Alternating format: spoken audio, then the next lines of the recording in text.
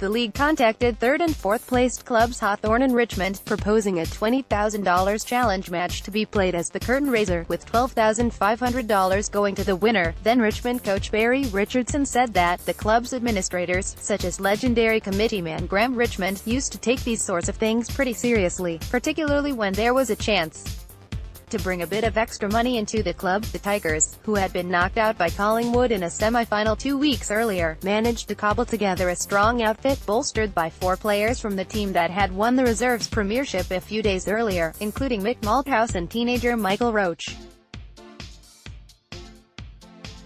Hawthorn, rolled in the preliminary final by North, declared themselves very serious about the game, and were close to full strength, naming stars such as Peter Hudson, Lee Matthews, Don Scott, Peter Knights and Michael Tuck. First-year forward Kevin Ablett, 19, had headed to the bush after the preliminary final, and was blithely dangling a fishing rod in a river when the Hawks tracked him down and told him to get back to Melbourne. Peter Hudson celebrates a Hawthorn goal in 1977. Photo. The age Hudson was based in Hobart at the time and working 14-hour days running his massive northern suburbs pub, the Granada Tavern, but I considered myself a team player, and if the team was playing I would have felt strongly obliged to be a part of it, he said this week. Hudson used to fly over for Hawthorn games, including midweek night matches, and fly back to work behind the bar on Saturday nights. It wasn't until the end of the year that I realized how much it had taken out of me, he said. The match, which began at 11:15 a.m., was a cracker. Hudson booted 7 goals, he already had 110 that season, and Richmond's Bruce Monteith kicked 6, as the Hawks edged home by 3 points. Hudson said he recalled little about the day, other than the doleful sense that Hawthorn should have been playing in the main game. It was such a letdown after the season we'd had, to play so well all year and comfortably beat North in the qualifying final, but then miss out on the grand final. He has no memory of being at the MCG that day. Can't have been the best 7 I ever kicked, given I can't remember them. It was to be his final game for Hawthorn. The day has long since faded in the memory of then Hawthorn coach David Parkin. I'm not being a smarty, but it's hard enough recalling the details of the significant grand finals, let alone the insignificant ones. Richardson says his recall of the game is sketchy, except for one classic Neil Balmain memory. The fearsome ruckman carried his superb form into the match, dominating the first quarter. At the first change, Parkin delivered a withering spray to Hawthorn full forward Michael Moncrief, moving him to the ruck and demanding a lift in his attack on the ball.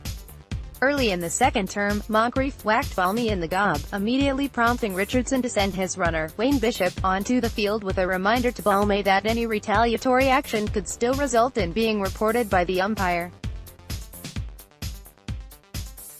Richardson watched while, as the runner ran across the wing, Balmain exchanged words with Moncrief and then, moments later, thumped him. The runner returned later with a message from Balmain: "Don't worry, I'll explain at halftime." Richmond's Neil Balmain gets advice from coach Barry Richardson in 1977. Photo. The age in the rooms. During the long interval, Balmain explained his rationale to Richardson. "Did you see him, Bones? I'm not going to have some soft full forward clipping me.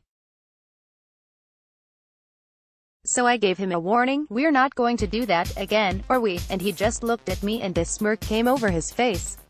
So I belted it. After the match, Parkin confided to Richardson that while all of this played out, he had nudged his assistant coach and suggested, "Forget watching the ball for a moment, this is going to be good." Not surprisingly, the third-place playoff did not endure beyond the exceptional circumstances created by the 1977 draw.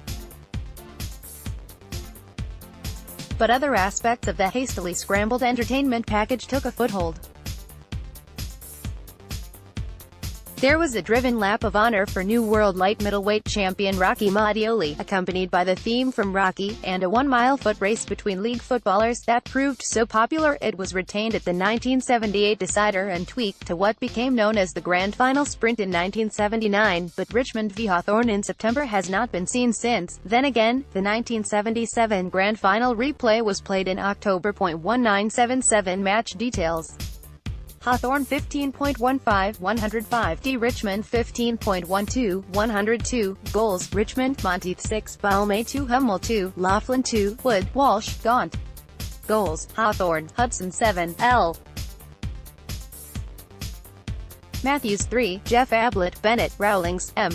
Scott Murnan, Teamshawthornb, Trotmore, M. McCarthy, O'Halloran, Moncrief, Polking, Hornick, Jeff Ablett, Rowlings, Edith Knights, Hendry, K. Ablett, Murray, Hudson, Murniner, Scott Tuck, L. Matthewsender, Bennett, Martello, M. Scott, Steele, Richmond, Keane, Jenkinson, Robertson, E.B., Gaunt, Burke, Sheedick, Walsh, Malthouse, Woodhalf, Edwards, Cloak, Monteith, M. Roach, Laughlin, Hummel, Balmain, Stonehouse, Bartlett, Inter, S. Roach, Roberts, Rains, Dunn.